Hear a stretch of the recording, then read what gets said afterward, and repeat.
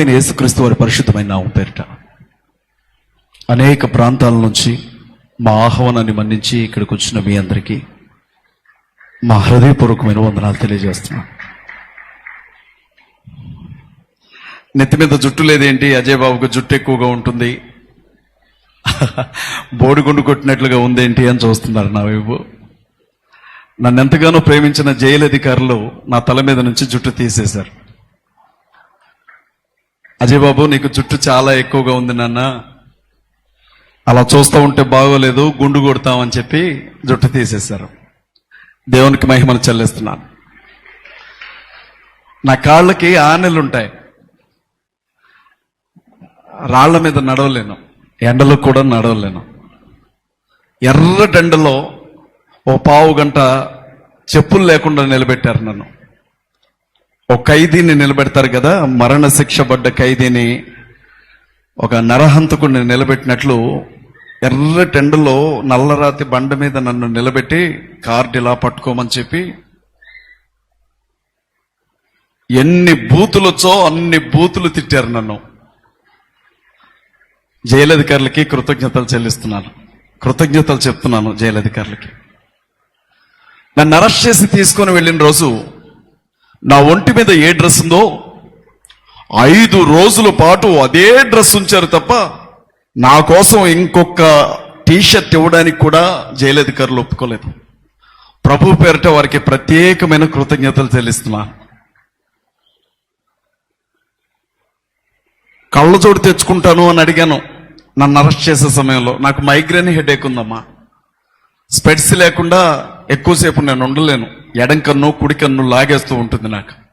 స్పెట్స్ తెచ్చుకుంటాను అని అంటే బలవంతంగా లాక్కొని వెళ్ళి తీసుకొని వెళ్ళారు. సార్ నాకు మైగ్రేన్ టాబ్లెట్ కావాలి అని అంటే అమ్మనా బూతులు తిట్టారు నన్ను. బతికితే బతుకు, చాస్తే చావరా అని. జైలు అధికారులకి కృతజ్ఞతలు తెలియజేసుకుంటున్నాను.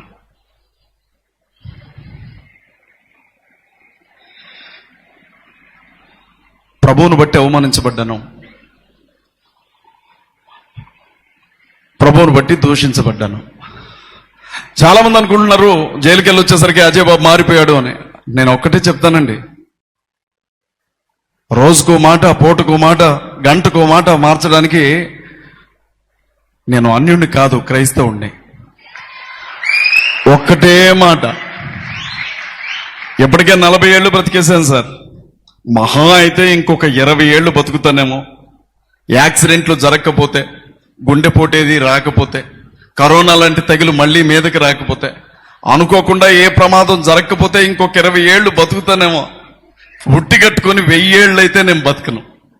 మీరు చంపినా ఒకరోజు చచ్చిపోతాను, మీరు జాలి చూపించి వదిలిపెట్టినా ఒకరోజు చచ్చిపోతాను. కాబట్టి చావంటే నాకు భయం ఉండదు, బ్రతుకు మీద ఆశ ఉండదు. ఇందుకు నన్ను ఎందుకు అరెస్ట్ చేశారో కూడా చెప్పాలి. ఆ మాట చెప్పడానికి ముందు నేను మీకు ఒక చిన్న కథ చెప్తాను.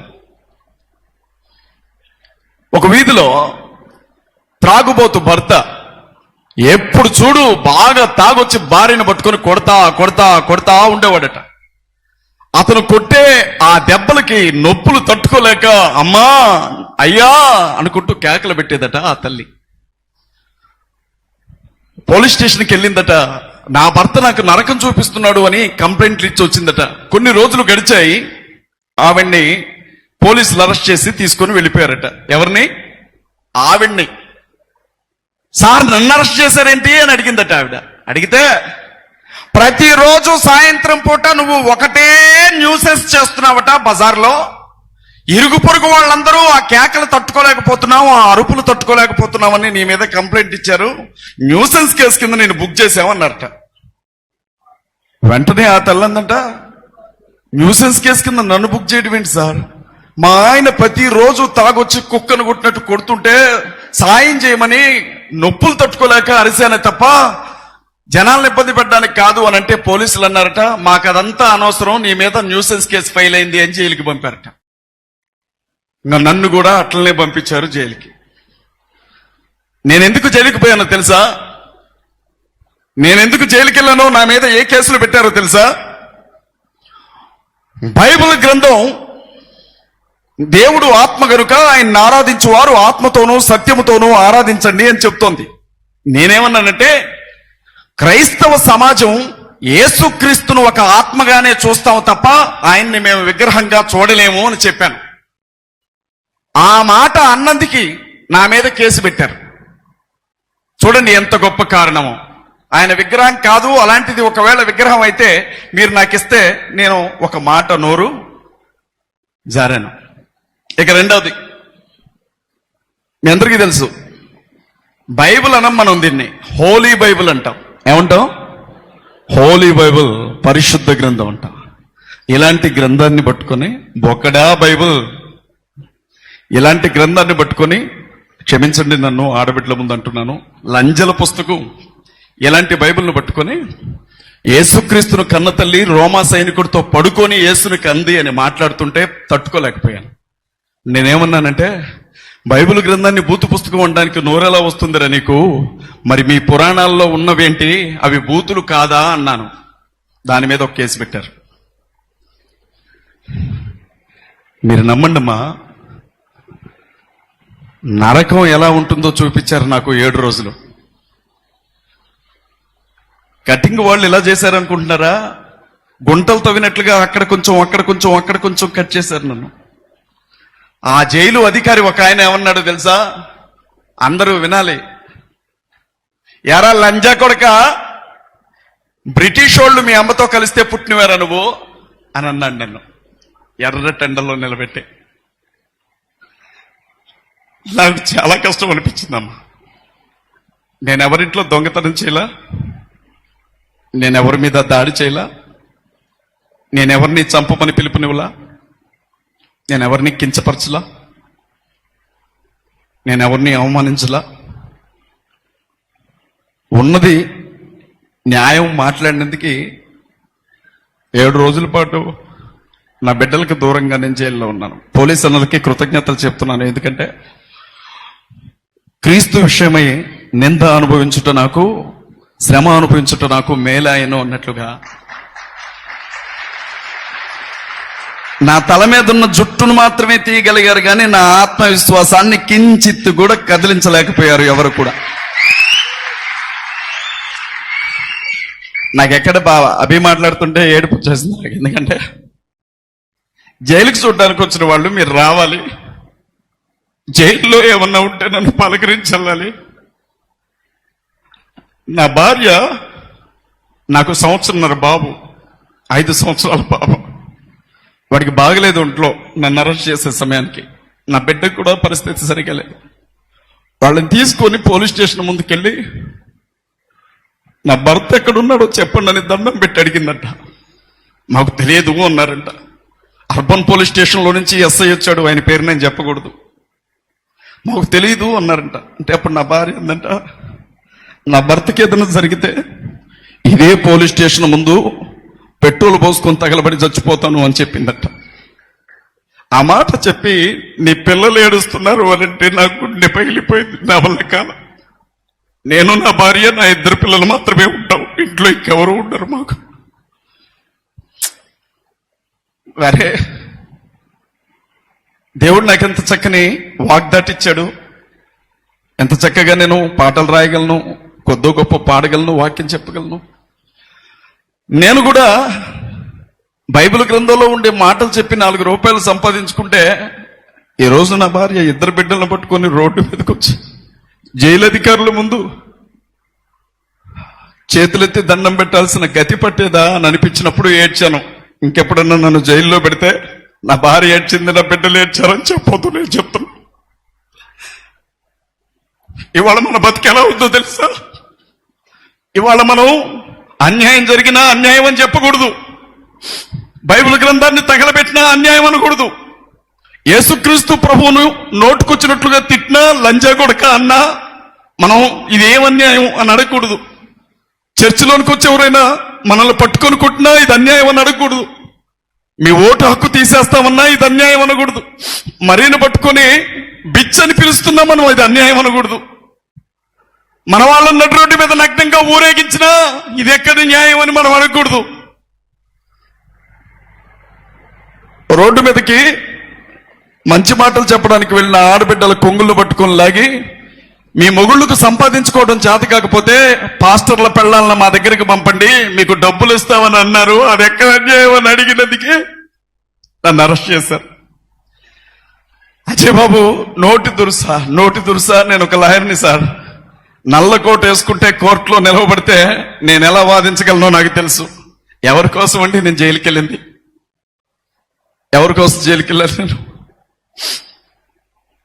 మనది ప్రజాస్వామ్య దేశం, భారతదేశం. ప్రపంచ దేశాలన్నింటిలో అతిపెద్ద రాజ్యాంగం కలిగిన దేశం. ఈ దేశానికంటూ అధికారికమైన మతం ఏమీ లేదు. భారతదేశ రాజ్యాంగం ప్రకారంగా ఈ దేశంలో ఉండే అన్ని మతాలు చట్టం దృష్టిలో సమానమే. ఇక్కడ ఎవడైనా 18 సంవత్సరాల వయసు నిండిన వాడు తనకు నచ్చిన మతాన్ని స్వీకరించవచ్చు. ఇక్కడ ఎవడైనా తను ఇష్టపడినటువంటి దేవుణ్ణి నమ్ముకోవచ్చు. ఇక్కడ ఎవడైనా తను నమ్ముకున్నటువంటి దేవుని గురించి స్వేచ్ఛగా భావ ప్రకటన హక్కును ఉపయోగించుకొని ఎవరికైనా చెప్పొచ్చు. ఇది పేరుకు మాత్రమే అమలు జరుగుతున్నటువంటి దేశం. కానీ ఇక్కడ ఏం జరుగుతుందో తెలుసా? క్రైస్తవుల్ని, ముస్లిం సహోదరుల్ని, దళితుల్ని అంటరాని వీధి కుక్కలను చూసినట్లుగా చూస్తున్నారు మనల్ని. వాళ్ళ మన బతుకులు ఎలా అయిపోయాయో తెలుసా? పగడాల ప్రవీణ్ అన్నని యాక్సిడెంట్ అండి, మీరు హత్య అంటారేంటి? ఒప్పుకోకపోతే కేసులు పెడతామని వాళ్ళంత స్పష్టంగా చెప్తుంటే మీరు ఇంకా హత్య అంటారేంటి? యాక్సిడెంట్ అండి అది. యాక్సిడెంట్. రోడ్డుకి 9 అడుగుల దూరంలో మనిషి పడిపోయి ఉన్నాడు. మనిషి మీద బుల్లెట్ పెట్టేసింది, కాళ్ళ మీద నుంచి తల వరకు. యాక్సిడెంట్ అది, నమ్మండి మీరు. యాక్సిడెంట్ కాదని ఎలా అంటారు? మనిషి గుండెల మీద బూటుకాలతో తన్నిన గుర్తులున్నాయి, అయినా అది యాక్సిడెంటే అని నమ్మాలి మీరు. కళ్ళకు పట్టుకున్న కళ్ళజోడును చాలా జాగ్రత్తగా కింద పడిపోయిన తర్వాత కూడా తీసి పక్కన మడిచి పెట్టుకొని చచ్చిపోయాడు ప్రవీణ్ అన్న. యాక్సిడెంట్ అది మీరు నమ్మాలి. మూతికి పెట్టుకున్న మాస్క్ చాలా జాగ్రత్తగా తీసి చచ్చిపోయే ముందు పక్కన పెట్టుకొని చచ్చిపోయాడు ప్రవీణ్ అన్న. యాక్సిడెంట్ అది మీరు నమ్మాలి. హైదరాబాద్ నుంచి బయలుదేరి రాజమండ్రి వెళ్లే ఆ దారిలో సుమారు 15 గంటల సీసీటీవీ ఫుటేజ్ తీశారు. ఆ 15 గంటల్లో ఎప్పుడు చూడండి, ఎక్కడ చూడండి, మందు షాప్కి వెళ్ళాడే తప్ప ఆకలని చెప్పి ఒక్క హోటల్ దగ్గరకు కూడా వెళ్ళలేదు. యాక్సిడెంట్ ఇది మీరు నమ్మండి. స్పృహ తప్పి పడిపోయిన తర్వాత కూడా రామవరపాడు జంక్షన్ లో 4 గంటలు పడిపోయి ఉన్నప్పుడు కూడా స్పృహ లేని స్థితిలో కూడా తలకుండే హెల్మెట్ తీయలేదు, మూతుకున్న మాస్క్ తీయకుండానే 4 గంటలు పడిపోయి ఉన్నాడు. యాక్సిడెంట్ ఇది మీరు నమ్మండి. ఎక్కువ మాట్లాడితే కేసు పెడతాం, ఎక్కువ మాట్లాడుతూ కేసు పెడతాం. కోడకల్లారా, మీ యొక్క అనుమానాలు మీరు చెప్తే మేము వినాలా? ఆధారాలు పెట్టండి రా, ఆధారాలు. మాకు తెలియక నేను హత్య అనుకున్నాను. పోలీస్ వ్యవస్థ అంతా నన్ను క్షమించాలి, నేను నమ్మేశాను. 3 కేసులు పెట్టగానే నాకు బుద్ధి వచ్చేసింది. నిజంగా అది యాక్సిడెంట్ అండి బాబు, ఇంకా ఎక్కువే మాట్లాడొద్దు. అది యాక్సిడెంట్. యాక్సిడెంటే ఎందుకంటున్నాను ఈ మాట అంటే, భారతదేశంలోని ఉత్తరాదిలో 13 రాష్ట్రాల్లో మత మార్పిడి నిరోధక బిల్లులు వచ్చాయి. మత మార్పిడి నిరోధక బిల్లు అంటే ఏంటో తెలుసా మీకు? ఏ చర్చ్ పాస్టర్ కి కూడా బాప్టిజం ఇచ్చే హక్కు లేదు. ఒకవేళ ఎవడైనా నేను యేసుక్రీస్తు ప్రభువుని నమ్ముకున్నాను అంటే అతడు 2 నెలల ముందే ఎంఆర్ఓకి అప్లికేషన్ పెట్టుకోవాలి. మత మార్పిడి నిరోధక బిల్లు వచ్చిన రాష్ట్రంలో ఏం జరిగిందో తెలుసా మీకు? బైబిల్ పట్టుకొని ఎవడైనా మరొక వ్యక్తికి యేసు గురించి చెబితే వాడికి యావజ్జీవ కారాగార శిక్ష పడుతుంది.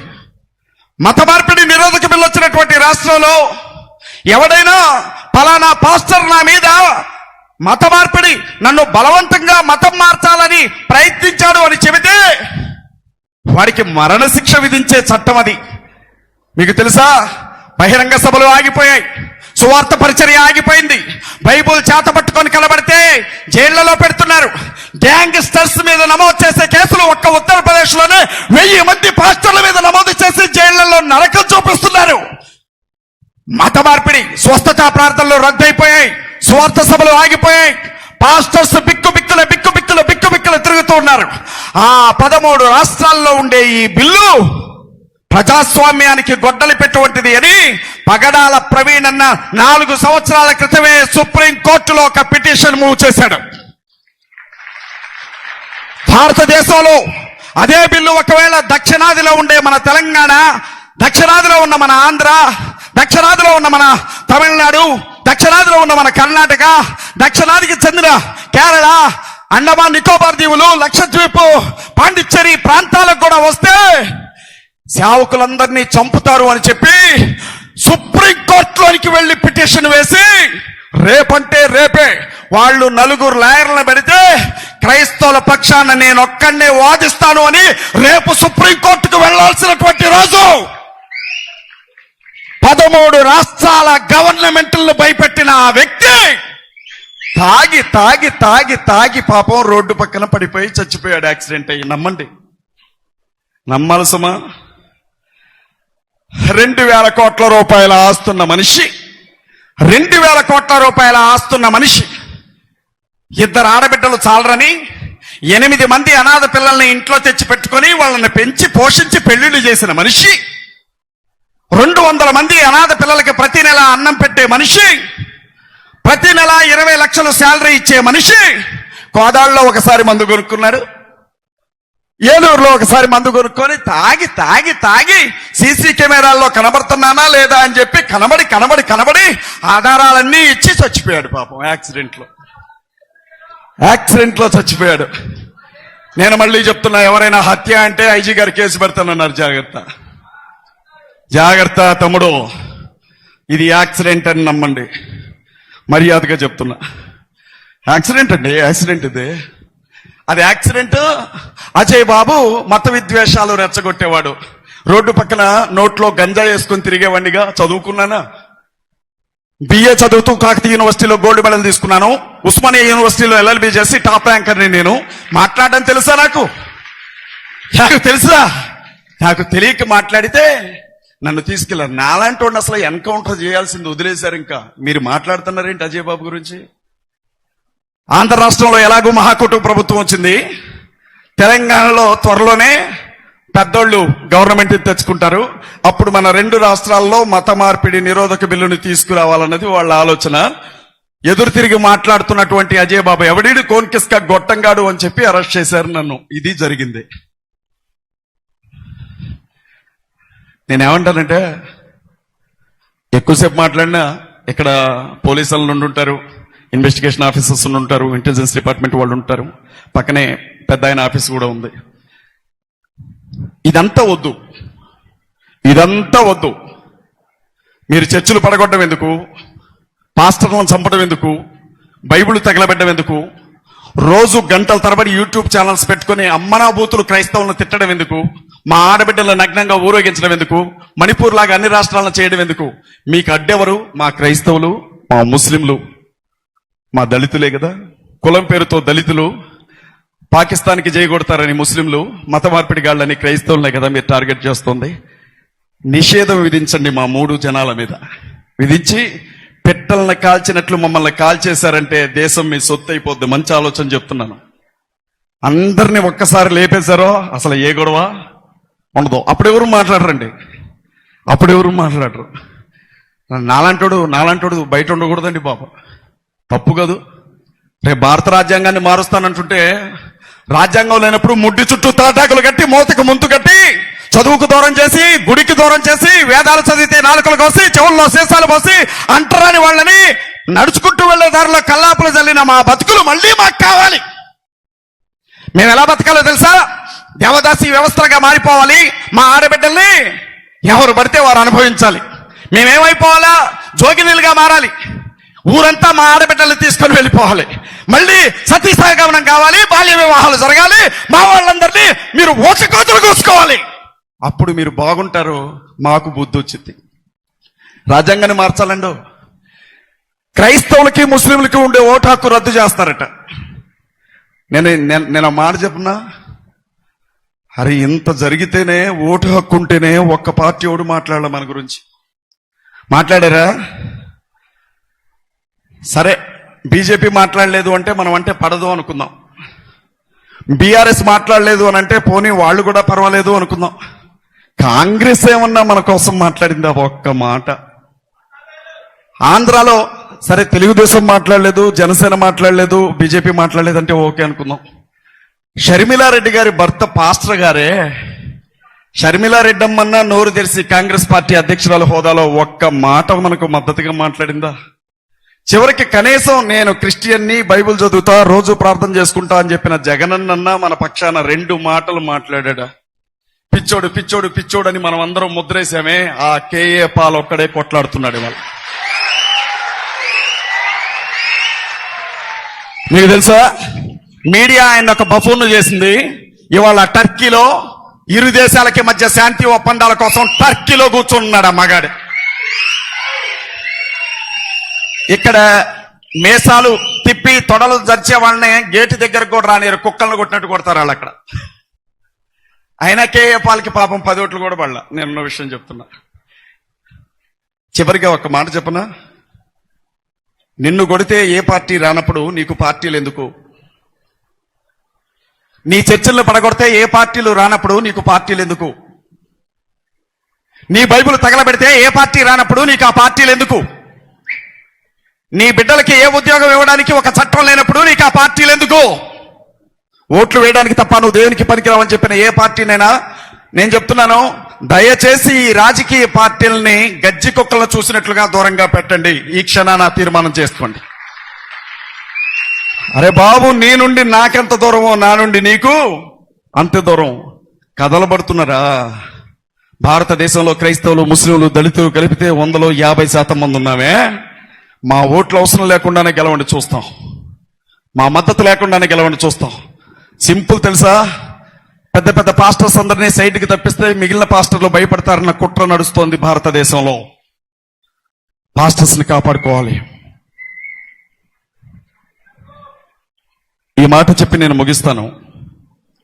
నిన్న ప్రవీణ్ అన్న, మొన్న ప్రవీణ్ అన్న, నిన్న అజయ్, ఈరోజు స్టీవెన్ అన్న కావచ్చు, అభినయ్ కావచ్చు, రేపు ఇంకొకరు కావచ్చు. ఇదే ప్లేస్ లో కానీ వాళ్ళ మత పెద్దలుండుంటే ఎలా ఉండేదో ఒక్కసారి ఆలోచించండి. వాస్తవం కాదమ్మా? వాస్తవం కాదా? నేనేమంటున్నాను అంటే, ముస్లింలైనా క్రైస్తవులైనా అబ్రహాము గారి సంతానమే. ఒకరు హాగరు బిడ్డలైతే మరొకరు శారమ్మ బిడ్డలో. దళితులు ఈ 2 వర్గాల్లో ఉన్నారో ముగ్గురం రక్త సంబంధికులమే అన్న విషయాన్ని మనం మర్చిపోవద్దు. మనకు వేరే ఆప్షన్ లేదు. నేను చెప్తున్నాను, అన్న మాట్లాడుకుంటున్నాడు, చచ్చిపోయిన తర్వాత శాంతి ర్యాలీలు చేస్తారా? నేను బాగుండేది తెలుసా, ఈరోజు అసలు నేను చచ్చిపోయి ఉంటే ఖమ్మంలో ఒక 5,000 మంది వచ్చేవాళ్ళు ర్యాలీకి. నేను చచ్చిపోలా, లేకపోతే చాలా మంది జనం వచ్చేవాళ్ళండి. ఇంకా నేను బతికే ఉన్నాను, పిచ్చోడిని, నాకు అర్థం కాల. ఈసారి చచ్చిపోయారు అని తెలిసినప్పుడు వాళ్ళకి చెప్పండి, రోడ్డు ఎక్కుతారు. మంచిగా కోడి మాంసం కోరేసుకుని తిని, కడుపు నిండా ఏట మాంసం వేసుకుని తిని, చేతిలో ఫ్లెక్సీ పట్టుకుని, ప్లకార్డు పట్టుకుని రోడ్డు మీదకి వస్తారు. అజయ్ బాబు చచ్చిపోవాలి అని చెప్పి ప్రార్థన చేయండి, అప్పుడన్నా యూనిటీ వస్తుందేమో. ప్రవీణ్ పగడాల అన్న ఎప్పుడు అనేవాడట ఆయన పెద్ద బిడ్డతో, నా ప్రాణానికి ప్రమాదం ఉందని ఇన్నిసార్లు చెప్తున్నా క్రైస్తవులు ఏకం కావట్లా, నేను చచ్చిపోతే అన్నా వీళ్లలో యూనిటీ వస్తుందేమో అనేవాడట. భూమి మీద బ్రతుకున్నంత కాలం ప్రవీణ్ పగడాల చేయలేని పని ఆయన మరణం తర్వాత జరిగింది. ఈ టైంలో నేను ఒక మాట చెప్తా, ప్రశాంత్ అన్న ఎవరెవరో యూట్యూబ్ వేదికల మీద నేను అజయ్ బాబు కోసం పిటిషన్ వేశానంటాడు ఒక పెద్ద లాయర్. అజయ్ బాబు అన్న నేనే వాదిస్తున్నాను అంటాడు ఇంకొక లాయర్. అజయ్ బాబు కోసం కొట్లాడుతుందని నేనే అంటారు. నాకు ఆశ్చర్యం అనిపించింది, అసలు వీళ్ళతో నేను ములాఖత్ కూడా కాల. అర్ధరాత్రి లేక అపరాత్రి లేక నా కోసం కొట్లాడింది అడ్వకేట్, హైకోర్టు అడ్వకేట్స్ ఇక్కడ ఉన్నారు. ప్రశాంత్ గారు, కిరణ్ గారు, ప్రశాంత్ అక్క, జ్యోతక్క, ఆ 4 మాత్రమే నా కోసం కొట్లాడినారు. మీకు తెలుసా, రే మీవాడు బలిసి కొట్టుకుంటున్నాడు రా, మా దేవి దేవతల గురించి మాట్లాడుతున్నాడు అని చెప్పినటువంటి సిఐ తెల్లారు నన్ను ఏమన్నారో తెలుసా? నా చేతులు పట్టుకొని మీ లాయర్ గారిని దయచేసి కోర్టులో నా మీద కేసు వేద్దని చెప్పండి అని బతిలాడాడు. నన్ను చుక్కలు చూపించారు అక్కడ. పట్టపగల మీటింగ్ అంటే మీరు 1000 మంది రాలా? అజయ్ బాబుని అరెస్ట్ చేశారని తెలిసి హైదరాబాద్ లో 500 మంది వచ్చి కూర్చున్నారు స్టేషన్ ముందు అర్ధరాత్రి పూట. జూలు వదిలే సింహాలు నిద్రలో ఉన్నాయి ఇన్ని రోజులు. కోతులు తిరిగినాయి పక్కన, కుక్కలు తిరిగినాయి పక్కన, ఎలుకలు తిరిగినాయి పక్కన, పందులు తిరిగినాయి. ఎందుకంటే నిద్రపోతున్నాయి. ఇప్పుడు లేచినాయి ఆ సింహాలు.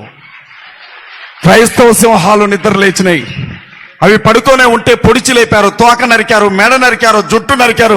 నీకు దిక్కులేదే, నువ్వు లే అన్నారు. లేచినాయి క్రైస్తవ సింహాలు. ఏమైతుంది? మహా అయితే ఇంకొక వారం రోజులు నన్ను జైల్లో పెడతారేమో, ఇంకొక 10 రోజులు అడిషనల్ గా. ఈసారి ఉన్న జుట్టంతా తీసి నున్నగా గుండుకేస్తారేమో. తప్పే ఉంది?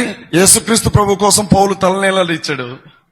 నేను కూడా గుండు కొట్టించుకోవడానికి ఈసారి అరగుండు కొట్టండి, అప్పుడు ఇంకా బాగుంటుంది. ఎట్లా తీయొద్దు, ఎట్లా తీస్తే బాగోదు. ఇలా కొంచెం అరగుండు ఇలా కొడితే అప్పుడు గాని బాగుంటుంది.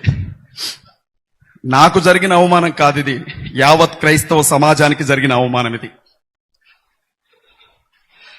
మా ఆవిడ అక్కడ కూర్చొని చూస్తా ఉంది, పిచ్చి మొహంది. ఎప్పుడు నాతో అంటది, నీకెందుకయ్యా, నీకెందుకు చిన్నపిల్లలు అని. గుండె పగిలి చచ్చిపోద్దాం అనుకున్నా నేను. నన్ను అరెస్ట్ చేశారు. ఎలాగో తెలుసా, ఇంటి ముందు ఏదో దొంగల పడ్డట్లుగా ఉరికొచ్చారు. వాళ్ళు పోలీసులు అని నమ్మడానికి నాకే ఆధారం లేదు. ఒక్కొక్కడు 3 బొట్లు పెట్టుకున్నాడు. నేను చెప్తున్నాను, నమ్మండి. వాళ్ళు వేరే సంఘాల కార్యకర్తల నన్ను చంపుతానని బెదిరించారు. అప్పటికే నేను ఖమ్మంలో కేసు పెట్టాను, 5 మీద ఎఫ్ఐఆర్ కూడా అయింది. నా పోలీసులు రక్షణ కల్పిస్తారు అని నేను పోలీస్ స్టేషన్లో నా ప్రాణానికి హాని ఉందని కేసు పెడితే పోలీసులే నన్ను తీసుకెళ్లారు. అనుకుంటున్నాను, జన్మంటూ ఒక తల్లి చెప్పిన మాట చెప్పి నేను ముగిస్తున్నాను. ఏంటో తెలుసా, నా బిడ్డని కష్టపడైనా పోలీస్ ఆఫీసర్ని చేయాలనుకున్నాను, కానీ అడుక్కొని తినమనైనా చెబుతాను, కానీ పోలీస్ జాబ్కు మాత్రం వెళ్ళొద్దని చెప్తాను అని చెప్పి ఒక పిల్ల నాకు స్టేట్మెంట్ పెట్టింది, ఒక తల్లి నాకు రాసి పెట్టింది. కష్టం వచ్చినా, బాధ వచ్చినా, ఇబ్బంది వచ్చినా, న్యాయం జరిగిద్దని మీ దగ్గరకు వచ్చే మా మీద మీరు ప్రతాపం చూపెడితే మేము ఎక్కడికి వెళ్ళాలా?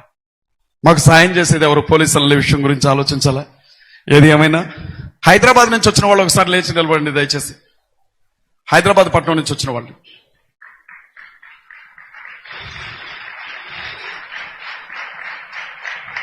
హైదరాబాద్ కూర్చోండి. భద్రాచలం నుంచి వచ్చిన వాళ్ళు ఒకసారి లేచి నిలబడండి.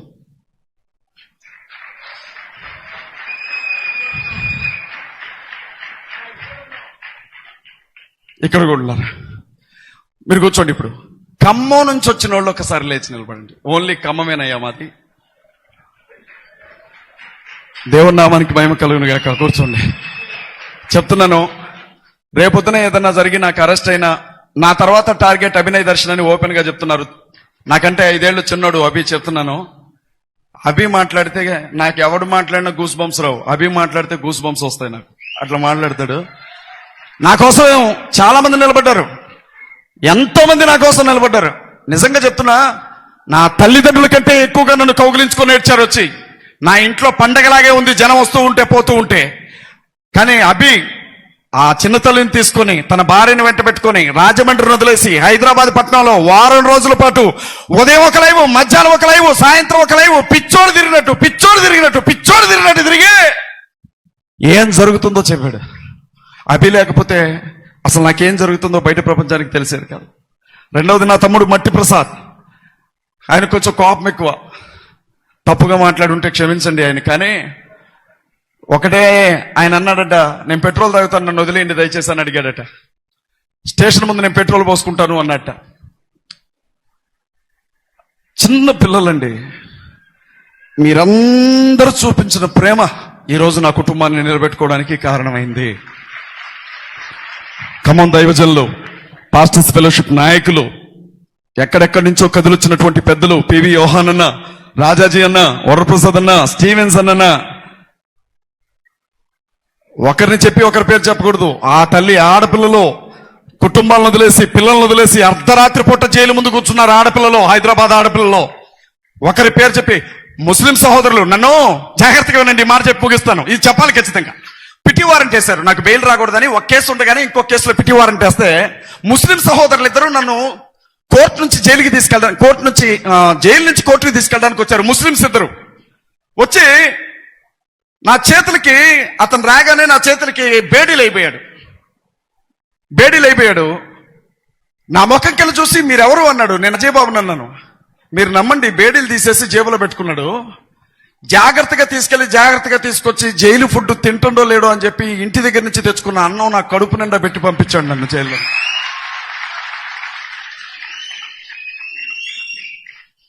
మంచోళ్ళేరా, ప్రాణాలు పెట్టే పోలీసులు కూడా ఉన్నారు. మీ అందరికీ కృతజ్ఞతలు చెల్లిస్తూ ఈ కార్యక్రమాన్ని ఇక్కడితో ముగిస్తూ ఉన్నాం. దేవుని చిత్తమైతే మళ్ళీ మనం కలుద్దాం. నా కోసం, నా కుటుంబం కోసం, నా భార్య బిడ్డల కోసం ప్రార్థించిన ప్రతి ఒక్కరికి, సహకరించిన ప్రతి ఒక్కరికి న్యాయవాదులతో సహా కృతజ్ఞతలు తెలియజేసుకుంటూ సెలవు తీసుకుంటున్నాను. Praise the lord.